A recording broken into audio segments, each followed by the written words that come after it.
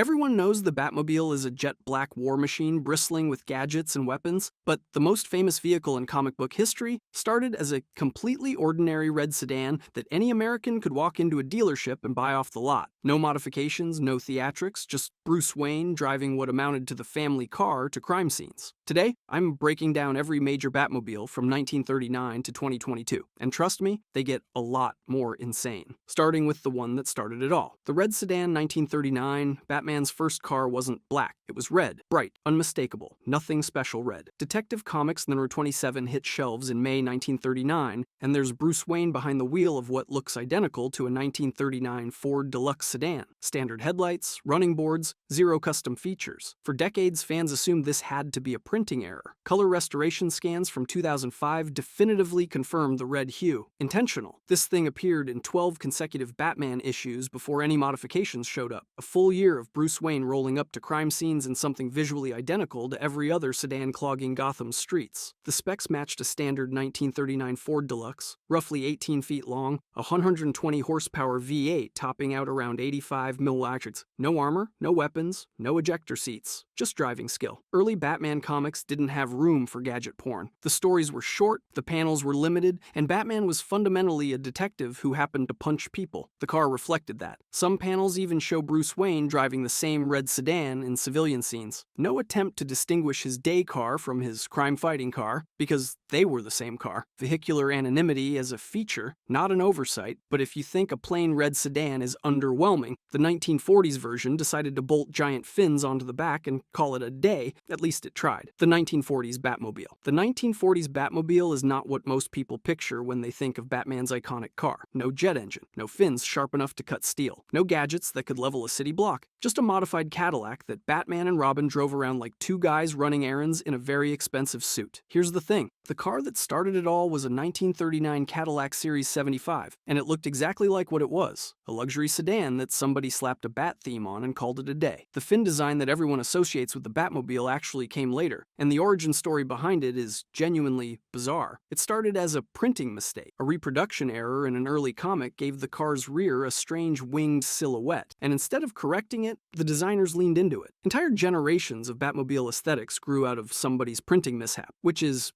not ideal as origin stories go. The 1943 Columbia Pictures serial brought the car into live action for the first time, and the production team was working with basically nothing in terms of budget or creative direction. The vehicle changed configuration across episodes, with exhaust details and body elements shifting around between scenes in ways that suggest the prop department was figuring it out as they went. But here's the kicker. The car wasn't even called the Batmobile yet. The name wasn't officially coined until Detective Comics used it in print, which means for a chunk of the car's early existence, it was just Batman's car, unnamed, unremarkable, and deeply unglamorous by later standards. The 1940s version is essentially the awkward origin point of one of the most recognizable vehicles in pop culture history. Every sleek, terrifying Batmobile that came after it owes its existence to a modified Cadillac and a printing error nobody bothered to fix. The Adam West Lincoln Futura, 1966. George Barris bought the most expensive concept car ever built for exactly $1. And somehow, that's not even the most interesting part of this story. The Lincoln Futura originally cost Ford $250,000 to build in 1955, which adjusts to roughly $2.3 million in today's money. It was a fully functional concept car with bubble canopies and massive fins, designed to look like a fish swimming through chrome and glass. Ford displayed it at auto shows for years, then quietly retired it to a California junkyard where Barris found it rotting in 1965. He paid $1 for it. That part is true. But legal documents reveal he also signed a 5-year licensing agreement with Ford, which complicates the folklore a bit. Still, the transaction itself was legitimately a single American dollar. Barris spent $15,000 converting it into the TV Batmobile, and the result stretched 19 feet long, weighed 5,500 pounds, and packed 11 canonical gadgets. Nose-mounted chain slicer, rotating police beacon, the remote-control driving system, lasers that were just painted flashlights. The works. But here's where it gets genuinely impressive. The Batscope rear camera system predated production automotive backup cameras by 38 years. Except it wasn't actually a camera. Technicians filmed reverse angles separately, then projected them onto a dashboard monitor using a hidden 16mm projector. The entire system was optical trickery held together with duct tape and hope, and it cost $2,100 per episode to maintain, which is absolutely ridiculous. But that's the 1960s for you. The original vehicle sold at auction in 2013 for $4.62 million. The $1 purchase price became culturally immortal. Collectors still argue whether that auction price was justified, given the car's celebrity provenance versus its actual mechanical condition, but nobody disputes it's the most famous TV car ever built. At least this Batmobile had personality and charm. The next one was designed to make you feel genuinely unsafe. The Batmobile. The 1989 Batmobile is one of the most recognizable vehicles ever put on screen, and that's not an accident. Anton Furst, the production designer behind the car, didn't start with a sketch of a cool car. He started with the question of what Batman's psychology would actually look like if it had 4 wheels and a jet engine. The answer, apparently, was a 7-meter-long automotive fever dream that looked like it belonged in a nightmare more than a film set. Here's the thing. The car wasn't built to be practical. It was built to be a statement. The finished vehicle stretched roughly 20 feet from nose to tail, sat extremely low to the ground, and featured that iconic turbine air intake mounted directly in the center of the hood. Furst drew heavy inspiration from Art Deco architecture, which makes sense given the entire visual language of Gotham in that film. Everything in that city looked like it was designed by someone who genuinely hated right angles and open spaces. The performance specs were genuinely wild for a film vehicle. The Batmobile ran on a modified Chevrolet V8 engine generating around 300 horsepower, which, combined with the car's relatively lightweight fiberglass body, meant it could actually move. Not movie fast where the camera lies, actually fast. The crew had to be careful where and when they ran full-speed tests, because the car had a documented tendency to behave unpredictably at high speeds, which is a polite way of saying it tried to kill people on set more than once. But here's where it gets complicated. The credit for the Batmobile's final design became contested almost immediately. Multiple people contributed to the development, and Furst, despite receiving the loudest public acknowledgement, wasn't the only one whose hands shaped what ended up on screen. That ambiguity has followed the car's legacy for decades. The cultural impact landed instantly. Within a year of the film's release, the 1989 Batmobile had become the definitive version of the vehicle for an entire generation, displacing every previous interpretation almost completely, and it's still doing that. Decades later, when people picture Batman's car, this is the one they see. The animated series, Sleek Cruiser 1992. Here's the thing about the 1989 Batmobile. It was a gothic nightmare tank built to intimidate Gotham's scum. But 3 years later, Batman, the animated series, said, what if we went the complete opposite direction and created the sleekest Batmobile ever animated? The design came out of a genuine creative argument about what Batman should look like. Bruce Timm and Shane Poindexter collaborated on the vehicle, with Timm handling much of the overall visual direction for the show and Poindexter contributing to the vehicle mechanics. The result was something deliberately unlike anything that came before it. No fictional performance specs were officially published, which is honestly fine, because the thing looked fast standing still. Poindexter and Timm based the teardrop silhouette on 1940s Delahaye 135 Ballard racing cars fused with Art Deco geometry. Deliberately, this was a conscious rejection of Tim Burton's industrial brutalism, a design argument about what Batman should feel like. Where the 1989 version was all hard angles and menace, the animated series Batmobile was retrofuturism, smooth curves, noir elegance. It looked like something that belonged in a 1940s detective story if that detective had access to Wayne Enterprises R&D. The visual complexity was genuinely insane for animation at the time. Every panel, every vent, every light source had to be drawn frame by frame, including the dramatic scare light effect when Batman rolled up on criminals. Later seasons occasionally cheated with reused animation cells. Nobody blamed them. That car was a nightmare to animate consistently, and everyone involved knew it. The cultural footprint this thing left is hard to overstate. It became the default mental image of the Batmobile for an entire generation of fans, edging out even the 1989 film version in viewer polls. A cartoon car from a weekday afternoon show became the benchmark against which every subsequent Batmobile gets measured. That's a genuinely bizarre level of influence for something that doesn't exist. The credit situation remains a point of discussion among fans. Timm gets the prominent on-screen recognition, but Poindexter's contributions to the vehicle design are well documented among production historians. Neither here nor there, but Poindexter deserves his flowers for helping create one of the most visually iconic Batmobiles ever animated. But if you think sleek retro curves are cool, wait until you see Christopher Nolan's answer to what if the Batmobile was an urban assault vehicle designed by Lockheed Martin, the Christopher Nolan Tumbler 2005. At some point, someone in a development meeting realized the Batmobile didn't need to look like a car. It needed to look like a statement. The Tumbler measured 15 feet 2 inches long by 9 feet 2 inches wide, weighed 2.5 short tons, and accelerated 0-60 mph in 5.6 seconds using a jet-assisted drivetrain. powertrain, 6-wheel drive, independent suspension engineered to clear 30-foot gaps, armor plating rated to resist 50 caliber rounds, cockpit glass 3.5 inches thick. 6 functional units were built at $1 million